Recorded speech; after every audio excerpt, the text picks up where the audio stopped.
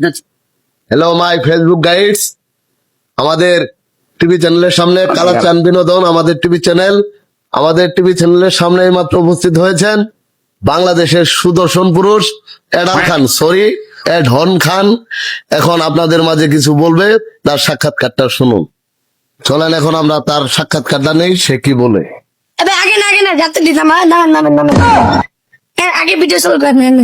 আপনার এই গলার হাতের দাম কত? এটা তো বাংলাদেশে বলা যায় না, তাও বলি এটা বাইরের দেশে 2 মিলিয়ন। বাংলাদেশি টাকায় কত? এটা বলা যায় না, মেলা টাকা। আর আপনার এই সানগ্লাসটার দাম কত? এটা বাইরের দেশে $150 মিলিয়ন।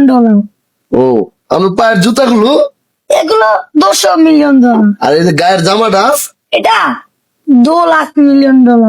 আর এই যে এটা কি পড়ছেন আপনি, এটার নাম কি? এগুলো হলো আন্ডারগ্রাউন্ড জাইন। ও, এটার দাম কত? এটার দাম $5 মিলিয়ন। ও, তারপরে আমরা এই যে এই গলার এই জিনিসটা এটা কি কি? হীরা জিনিস, এটা তুমি কিনতে পারবে না। এটার নাম হলো $150 মিলিয়ন। আর আপনার শরীরের ভিতরে কি ব্যবহার করেন?